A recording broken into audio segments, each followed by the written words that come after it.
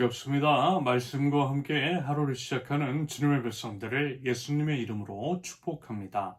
2025년 2월 21일 금요일 오늘 주신 말씀은 누가복음 5장 27절에서 39절까지입니다. 그 뒤에 예수께서 나가셔서 레위라는 세리가 세관에 앉아 있는 것을 보시고 그에게 말씀하셨다. 나를 따라오너라.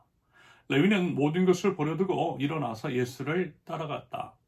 레위가 자기 집에서 예수에게 큰 잔치를 베풀었는데 많은 세리와 그 밖에 사람들이 큰 무리를 이루어서 그들과 한 자리에 앉아서 먹고 있었다. 바리새파 사람들과 그들의 율법 학자들이 예수의 제자들에게 불평하면서 말하였다. 어찌하여 당신들은 세리들과 죄인들과 어울려서 먹고 마시는 거요? 예수께서 그들에게 대답하셨다. 건강한 사람에게는 의사가 필요하지 않으나 병든 사람에게는 필요하다. 나는 의인을 부르러 온 것이 아니라 죄인을 불러서 회개시키러 왔다. 사람들이 예수께 말하였다. 요한의 제자들은 자주 금식하며 기도하고 바리새파 사람의 제자들도 그렇게 하는데 당신의 제자들은 먹고 마시는군요. 예수께서 그들에게 말씀하셨다. 너희는 혼인잔치의 손님들을 신랑이 그들과 함께 있는 동안에 금식하게 할 수 있겠느냐? 그러나 신랑을 빼앗길 날이 올 터인데 그날에서는 그들이 금식할 것이다. 예수께서는 그들에게 또 비유를 말씀하셨다. 새 옷에서 한 조각을 떼어내서 낡은 옷에다가 대고 깁는 사람은 없다. 그렇게 하면 그 새 옷은 찢어져서 못 쓰게 되고 또 새 옷에서 떼어난 조각은 낡은 옷에 어울리지도 않을 것이다. 새 포도주를 낡은 가죽 부대에다가 넣는 사람은 없다. 그렇게 하면 새 포도주가 그 가죽 부대를 터뜨릴 것이며 그래서 포도주는 쏟아지고 가죽 부대는 못 쓰게 될 것이다. 새 포도주는 새 부대에 넣어야 한다. 묵은 포도주를 마시고 나서 새 포도주를 원하는 사람은 없다. 묵은 포도주를 마신 사람은 묵은 것이 좋다고 한다. 아멘. 오늘 주어진 본문은 크게 세 가지로 구성이 되어 있습니다. 첫 번째 단락은 레위를 부르시는 장면, 두 번째 단락은 금식 논쟁에 관한 내용, 그리고 세 번째 단락은 첫 번째와 두 번째의 내용을 정리하시는 것으로서 새 포도주는 새 부대에 라고 하는 유명한 말씀에 관한 이야기가 수록되어 있습니다. 그리고 이 모든 일은요, 한 장소에서 일어난 내용입니다. 첫째, 레위를 부르신 예수님. 예수님께서 레위 부르셨어요. 레위는 마태라고도 하고요. 보통 마태 복음을 기록한 저자로 알려져 있죠. 레위의 직업은 세리였어요. 세금 징수하는 이미지가 좋지 않았습니다. 로마의 압제 아래 종사했던 그들이었고요. 동족의 세금을 걷어다가 로마 제국에 갖다 바치되 그들의 안위와 출세를 위해서 인정사정 봐주지 않는 경우들이 많았기 때문입니다.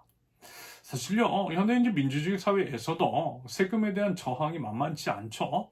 종부세 논란 같은 경우에도 엄밀히 따져보면 그것에 해당되는 사람도 금액인지는 얼마 되지 않을 수도 있고 그것이 이미 이제 많은 재산을 소유한 사람들에게만 해당되는 것일 수도 있을 텐데 대부분은 어때요? 민감하게 반응해요.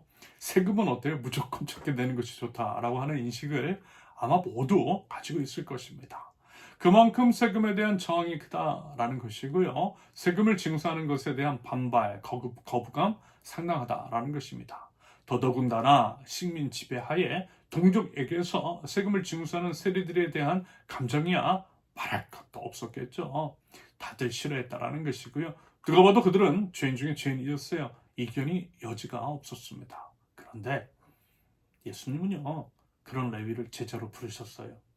그리고 레위가 예수님을 위해서 큰 잔치 벌였을 때 아무래도 이제 그 자리에 초대를 받은 사람은 레위와 동종 업계에 종사했던 세리들이 많았겠죠. 이러한 장면, 즉 예수님이 여러 이제 죄인의 무리와 어울려 있는 것을 바라보면서 바리새인과 서기관들이 예수님을 비방했던 것입니다. 그때요, 예수님께서 오신 이유가 다름 아닌 죄인을 불러 회개시키러 오셨다라고 말씀하시면서 그들의 비난을 불식시키신 것입니다.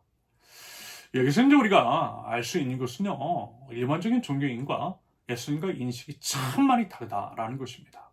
그리고 어쩌면 현재 우리가 가지고 있는 신앙에 관한 인식도 그러할 수 있겠다라는 생각을 해봤어요. 예수님이 원하시는 신앙생활이 아닌 우리 생각대로의 고집을 피우고 있는 것일 수도 있겠습니다. 둘째, 모든 것의 주인이신 예수님. 서기관과 바리새인들은 계속해서 예수님을 공격하되 외적인 종교 행위들을 통해 공격합니다. 예를 들어 그 당시 이제 유명한 선지자였던 요한, 그리고 이제 그의 제자들이 금식을 자주 한다라고 하는 것들을 들면서요, 그들은 그렇게 하는데 왜 예수님은 죄인들과 먹고 마시느냐라고 하는 식으로 정죄하는 거예요. 이런 일들은 사실 교회 안에서도 종종 일어나죠. 특히 새벽기도 같은 것들이 그 비교 대상이 됩니다. 새벽기도라고 하는 것이 본디 개인의 영성 추구, 다시 말해서 각자 이제 개인이 하루의 첫 시간을 하나님께 드리기 위한 마음가짐으로 지키는 것입니다. 개인이 지키는 거예요. 개인이 본인이 잘하면 되는 것입니다. 새벽 기도를 통해서 개개인이 하나님과 더 깊이 교제하고 더 알아가면 돼요. 그런데 오히려 그것이 다른 사람에 대한 정죄와 판단의 도구로 사용되었던 그런 일들이 있더라는 것입니다. 마치 이제 새벽 기도가 신앙생활의 전부이고 새벽 기도를 한 번도 빠지지 않는 것이 무슨 훈장이라도 되는 것이냐 드러내면서 남에 대해서 날카롭게 나를 세우는 경우들이 있더라는 거예요. 사실 제가 과거에 그랬어요. 부끄럽게도 그랬어요. 그래서 이렇게 이야기할 수 있는 면이 있습니다. 하지만 그거 아니래요. 한참 잘못 생각하고 있는 겁니다. 아무튼 이제 바리새인과 서기관들이 요한과 그의 제자들의 금식 행위를 통해 예수님을 정죄했을 때 예수님께서는 이렇게 말씀하세요. 예수님 말하자면 혼인집의 신랑이라고요. 신랑과 함께 있는데 굳이 그럴 필요 있느냐라고 말입니다. 이것의 의미 이렇습니다. 금식은요. 음식을 먹지 않는 것. 음식은 생명을 상징하기에 금식은 생명 건다라는 것이고요. 금식하며 기도한다라고 하는 것은 생명 걸고 기도한다라고 하는 의미가 함축되어 있는 종교적인 행위입니다. 그러면요, 금식을 하면서 기도하는 이유 혹은 기도의 내용은 무엇이었을까요? 당연히 생명을 걸 만큼 중대한 것들, 억울한 것들, 급한 것들, 그와 맥을 같이 하는 급박한 내용일 경우가 크겠죠. 그런데 그것들은 결국 하나님의 나라가 임하면 이루어질 것들이기도 합니다. 하나님의 나라가 임하면요, 다 해결된다라는 거예요. 그러므로 하나님 나라의 현존이신 예수님과 함께 있으면 예수님께서 선포하신 하나님의 나라를 경험하고 있다면 이건 굳이 금식하면서까지 기도할 필요는 없지 않겠어요? 왜요? 그 기도의 제목들이 예수님으로 인해서 이루어졌기 때문에. 말하자면 예수님의 답변은요, 그런 의미로서의 답변으로 이해가 됩니다. 이것을 이제 조금 확대해서 우리의 삶에 적용을 시키면 우리가 각자의 삶, 우리가 속한 사회 안에서 하나님 나라를 세워나가면 된다라는 것이겠죠. 우리 법 질서나 체제 안에 하나님 나라 원리들이 구현될 수 있도록 실천적인 행함이 있다면 우리의 기도가 응답될 것이고요. 우리 기도의 응답이 이루어지면 기도할 이유도 점점점 사라지게 될 것이라는 것으로도 받아들일 수 있겠습니다. 하나님 나라가 이미 임했음을 믿고 이미와 아직 사이에서 현재적 하나님 나라를 세워나가기 위한 구체적인 실천을 해나가면 되는 것이라는 의미입니다. 종교적 외적 행위를 통해 남들을 정죄하고 판단할 것은 아니라는 거죠. 셋째, 새로운 시대를 여신 예수님. 서두에 있는 말씀을 드렸던 것처럼 새 포도주는 새 부대예라고 하는 표현으로 대변되는 말씀을 하십니다. 예수님으로 인해서 새 시대가 왔다라는 것이고요. 새 시대에 걸맞는 새로운 가치에 따라 살아가야 함을 말씀해 주고 계세요. 예를 들면 이런 거죠. 역시 말씀을 드린 것처럼 두 단락의 내용과 연결이 되는 것인데요. 과거의 율법, 종교적 행위에 따르면은 죄인들과 어울리는 것, 종교적인 외적 행위들을 엄격하게 수행하는 것이 신앙 좋은 것으로 간주되었어요. 하지만 진정한 신앙 그거 아니라는 것입니다. 겉으로 드러나는 것보다는 본질, 내면, 속마음이 더 중요하다는 것입니다. 하나님의 본심은요, 모든 사람이 구원을 받는 것이고요. 어떤 조건과 이유로도 누군가를 혐오하거나 배제하거나 소외하거나 차별하는 대상과 삼지 않는 것이라는 의미일 것입니다. 그야말로 온 우주, 모든 사람의 치유와 회복을 바라시는 온 땅의 주인이신 예수님의 속마음은 이것이라는 거예요.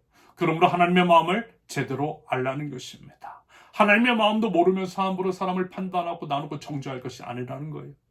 여러분, 이런 것이 우리 안에 얼마나 많아요. 여러분, 생명을 주신 하나님이세요. 예수님은 생명 주러 오셨고요. 더 풍성하게 주러 오셨어요. 그 주님을 믿는 믿음이 있다면 어때야겠어요? 우리를 통해서도 생명 살아나는 역사가 일어나는 것이 마땅하겠죠. 여러분, 우리는 과연 어떻습니까? 우리를 통해 주변에 살아나고 있나요? 아니면 죽어가고 있습니까? 예수님께서 여신 새 시대, 새로운 피조물로서 예수님께서 보여주신 새로운 질서, 사랑과 생명의 원리에 따라 이웃을 살려낼 줄 아는데 그렇게 힘을 쓰는 저와 여러분들, 하나님 나라 백성들, 우리 세우는 게 모든 권속들이 되실 수 있기를 예수님의 이름으로 축원합니다. 함께 기도합니다. 사랑해 주님 감사합니다. 이미 죽은 죄를 사랑하시되 생명을 주시기까지 사랑하신 예수님, 예수님의 그 사랑의 본을 따라 이웃을 사랑하되 외적인 조건으로 인해 누군가를 혐오, 차별, 배제, 소외시키는 것이 아니라 환대와 포용의 자세로 온전히 사랑하고 받아들일 수 있는 그 믿음 허락하여 주시옵소서. 형식 아닌 본질 추구하길 원합니다. 하나님의 마음과 뜻을 알아 그것의 죄를 드릴 줄 알게 하옵소서. 비판적이고 맹목적으로 무언가를 추정하는 것이 아니라 깊이 생각하고 성찰하는 가운데에 신중한 말과 행동으로 이웃들을 살려낼 줄 아는 하나님 나라 백성들, 새로운 피조물된 저희들 수 있도록 주님 인도하여 주시옵소서. 예수님의 이름으로 기도합니다. 아멘. 하나님께서 오늘 주신 말씀과 각자의 기도 제목을 놓고 우리 잠시 기도합니다.